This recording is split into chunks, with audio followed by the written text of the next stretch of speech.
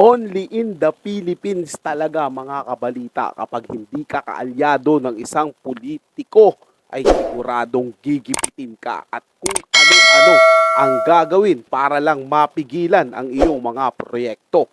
Yan po ang nararanasan ng ating VP Presidente ngayon. Tama ba na pigilan nila na mabigyan ng budget ang Office of the President? Kayo na po ang humusga. Narito po ang full video.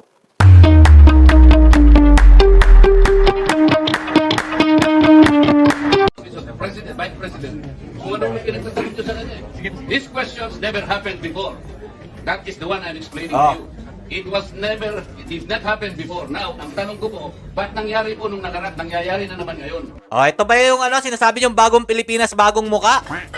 Yung hindi pa nangyayari dati at ginagawa na po nila ngayon.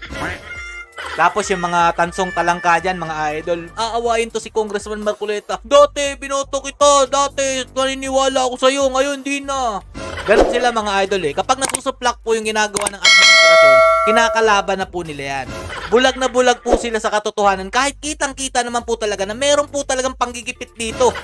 Biruin mo mga idol year 2025 po na budget ng Office of the President ang pinapapasa pero gusto po nilang talakayin at paulit-ulit po nilang tinatanong yung about po sa confidential fund na meron na pong nakaseparate na hearing about doon. Ilang taon na po lumipas yun. Hindi po nila pinagtutuunang pansin yung 2025 budget hearing mga lodi. Yun talagang punto nila dito o yung balak nila na siraan po talaga si Vice President Sara Duterte. O, ito pa. We are talking about the office that the person knows. You may not like the person. You may not like her presence here.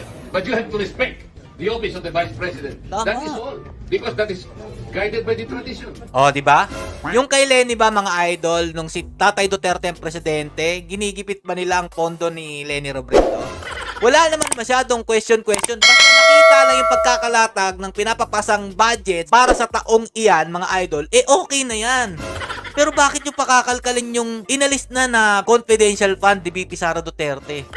Diba? Ito lang naman yung punto dyan. Magagalit kayo. Nasa tama lang naman ginagawa ni Congressman Marcoleta. Kahapon po, kagaya po na sinabi nila, wala nang pinagtanong sa Office of the President. And that is correct. That is in line with that tradition. Ngayon po, kung ang tinatanong ko ngayon, are we discarding that tradition? And is this committee authorized to discard a well-kept tradition? Oh, itatapon na lang daw po ba ang nakasanayan nilang tradisyon mga idol? Dahil dito sa committee ito na hindi na po nasasang-ayon sa batas, ang ginagawa nilang hearing dyan mga idol. Gumagawa na po ng mga sarili nilang mga batas itong nasa Congress mga idol. O kaya nga, then why are we intending to ask questions na naman at tinatawag nyo na naman kung sino-sino dito?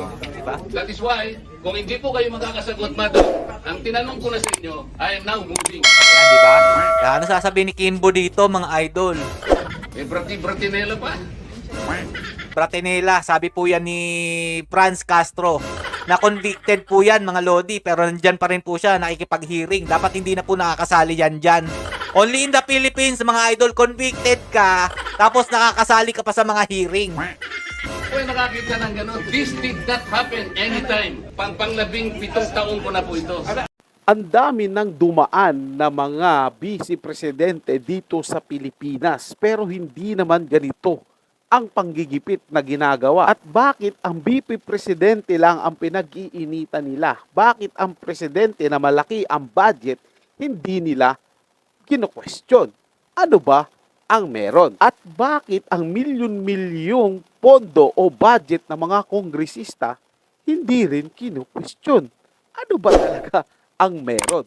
Kayo na po humusga mga kabalita. Kung may komento kayo at opinyon, malaya po kayong iparating dito sa ating channel. At muli po, kung nagustuhan nyo ang ating video, huwag nyo po sanang kalimutan na mag-subscribe. Hanggang sa muli mga kabalita.